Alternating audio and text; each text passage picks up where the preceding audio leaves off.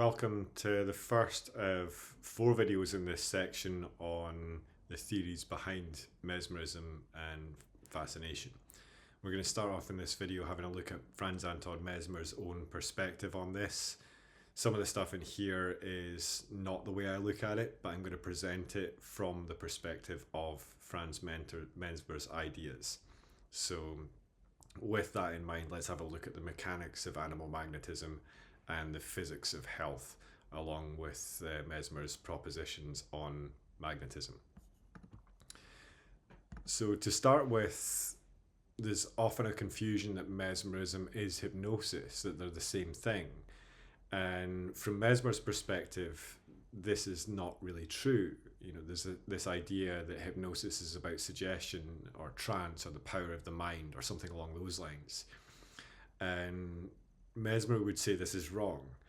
He was a doctor of medicine, not a psychologist. In fact, psychology itself was still growing at this point. It was in its infancy.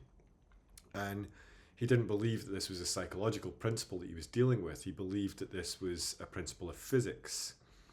So to have a look at this properly, we need to put away the frame of mind and start thinking in a frame of tides instead. So one of his main ideas here was the premise that the universe is a plenum. It's full. There's no empty space anywhere. So all of the space between the stars and also through the stars and through the planets, there's this subtle fluid that penetrates and permeates through all matter. And just as the moon exerts an influence on the tides on Earth, the celestial bodies influence and exert a tidal influence on this fluid that permeates through the universe and within us. So he called this animal magnetism or animal gravity, and he wasn't talking animal in the sense of beast. He was talking about it in the sense of vital or living fluid. So this is the life force fluid that permeates through the universe from his perspective. And next we have to look at how he looked at the human body. You know, he considered it to be similar to a magnet with distinct poles, the head being the receiving pole and the grounding pole being the feet. And in a healthy individual, the fluid passes through and flows through us harmoniously in sync with the universe.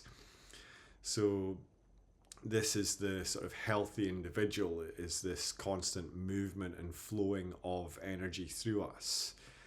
And it's only when we start to get obstructions in this that this flow of this universal fluid gets blocked. So according to Mesmer, there's only really one cause of illness, which is the blockage of this fluid. When the fluid hits a knot in the nerves or in the body in general, it stops and accumulates in that organ. So the organ's then isolated from the universal tides, and the flow through the body is essentially stopped or hampered in some way. So disease, in his perspective, is not a pathogen, it's a mechanical failure of this flow of energy through the system. And we can sort of see this in the graphic here on screen, that there's this block in the center of the body, and the flow below that point has been reduced or eliminated in this individual. So how did he think of clearing this? Well, this was where the crisis came in. He said you can't simply relax the obstruction away, you've got to break the dam. So the magnetic healer, the magnetizer, would use their own fluid, their own excess ability to control this energy with their influence, the same way as the planets influence this energy. Humans can influence this energy and others as well. And they would then use that to force pressure against the blockage until the blockage is cleared and some form of equilibrium is restored. This would normally be in a crisis, a convulsive reaction with fainting, shaking, and potentially crying and things like that. And this is signaling that that obstacle has been shattered. So this is his sort of proof that the healing has worked, is the crisis. So they were actually looking for the crisis to happen. Now, if we look at some of the modern somatic release exercises and modalities, things like TRE and, you know, with some breath work and things like that, we're seeing these convulsions, these almost a crisis coming through again. And I'm pretty sure if Mesmer was here today, he would say that this is the crisis that he's talking about. So what we're trying to do here, or what he was trying to do, was create this crisis to facilitate this rebalancing and flow of this universal fluid through the body again. So the key takeaways here are this idea of a universal fluid, a universal medium connecting all matter throughout the entire universe, disease being a blockage in this flow, the crisis being the cure in a mechanical reset of the system to allow this flow to continue again.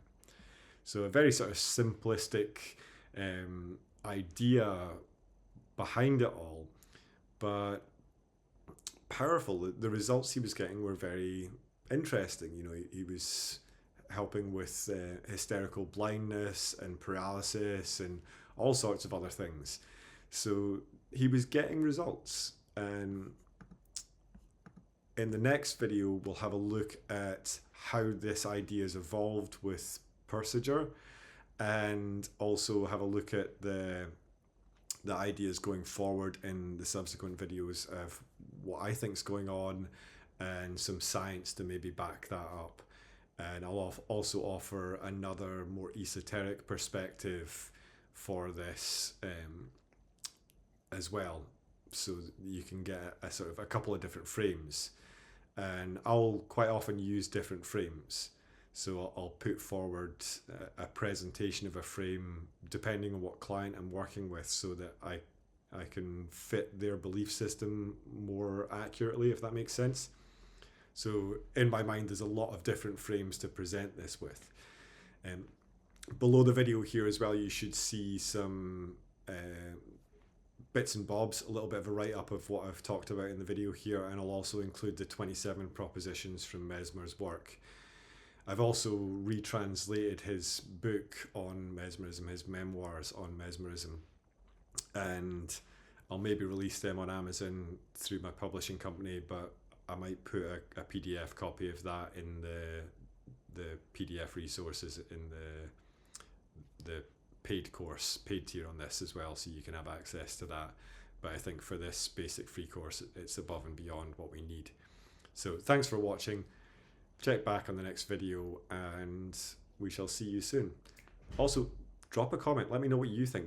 Do these ideas align with you? Do you think he was just completely deluded?